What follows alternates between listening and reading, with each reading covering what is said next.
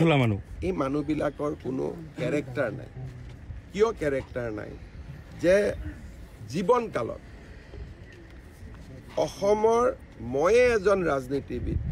যোনে নিৰন্তৰ কৈ আছিল যে জুবিন আমাৰ এটা জাতীয় সম্পদ তেতিয়াতো অখিল গগৈ এদিনো কোৱা নাছিল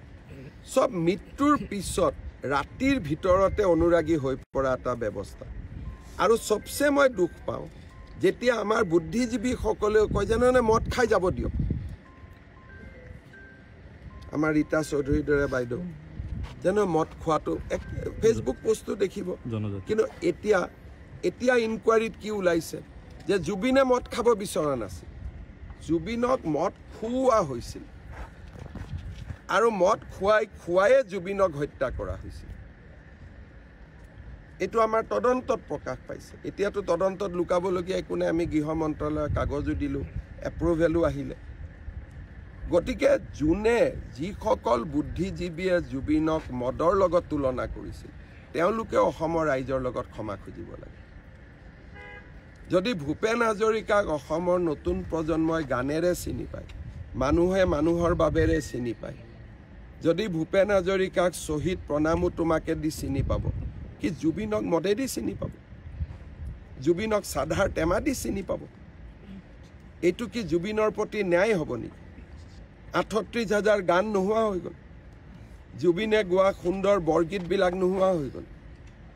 জুবিনে গোৱা বিহুবিলাক নোহোৱা হৈ গ'ল জুবিন মানে কি থাকিল যে জুবিনৰ সমাধিত গৈ মদ ঢালক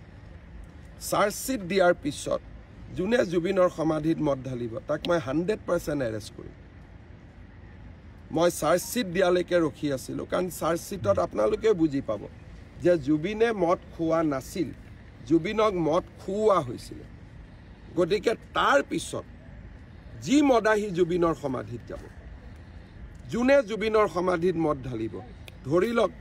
মই চচুৰাই আনি এৰেষ্ট কৰিম এনে এৰেষ্ট নকৰোঁ চচুৰাই আনি এৰেষ্ট কৰিম খালি মই ৰখি আছোঁ যে চাৰ্জশ্বিটখন দিয়ক কথাটো অফিচিয়েল হয় আৰু আপোনালোকে ধৰি ল'ব যে হিমন্ত বিশ্ব শৰ্মা যেতিয়া মনে মনে থাকে কিছুদিন তেতিয়া মই বুজি পাই থাকোঁ যে কিবা এটা ভাবি থাকোঁ আৰু মোৰ ভাৱ এইটোৱে যে তদন্তত ওলাওক যে জুবিনে মদ নাখাইছিল মদ খুওৱা হৈছিল সিদিনাখনৰ পিছত জুবিনৰ সমাধিত যোনে মদ খাই যাব আৰু জুবিনৰ সমাধিত যোনে মদ ঢালিব